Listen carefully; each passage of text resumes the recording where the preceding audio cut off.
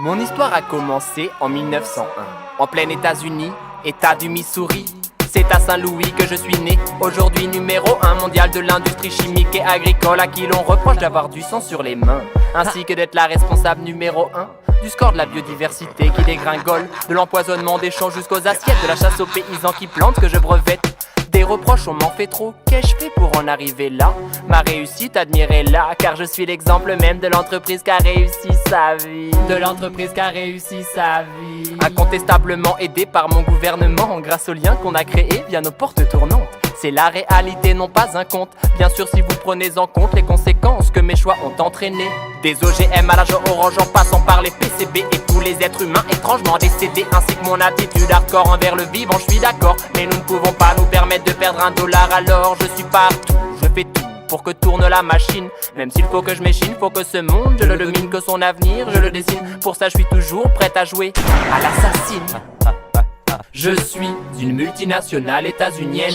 Je sème la haine, je fais pousser les suicides. Je suis les OGM, je suis les pesticides. Je suis devenu la reine des brevets de la mort. Je bois le sang des hommes qui me donnent la force d'imposer mon empire pour le malheur et pour le pire. Responsable de l'automise à mort de milliers de paysans qui par mes brevets et mon génie du gène étaient devenus complètement dépendants de ma politique envers ces petites graines. Car oui, je m'approprie ce bien commun que je vole aux mains de ces peuples qui se les ont transmises de génération en génération. Voilà ce qui se passe quand on ne peut pas se permettre de perdre $1. On en arrive à vouloir devoir et pouvoir tout dominer au point de breveter le vivant, faire main basse sur la vie. On me le reproche souvent, certains se mobilisent, me diabolisent et me résistent. Combien de temps tiendront-ils face à mon tempérament colonialiste?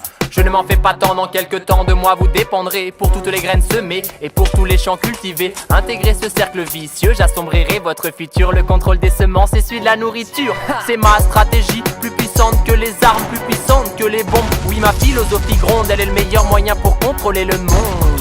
Je suis une multinationale états-unienne. Je sème la haine, je fais pousser les suicides. Je suis les OGM, je suis les pesticides. Je suis devenu la reine des brevets de la mort. Je bois le sang des hommes qui me donnent la force d'imposer mon empire pour le malheur et pour le pire. La domination est l'objectif de ma politique.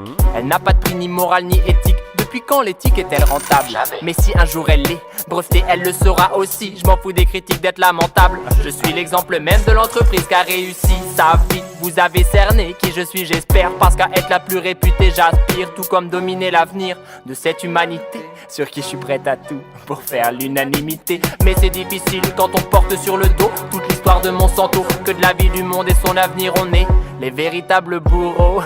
Oui, les véritables bourreaux.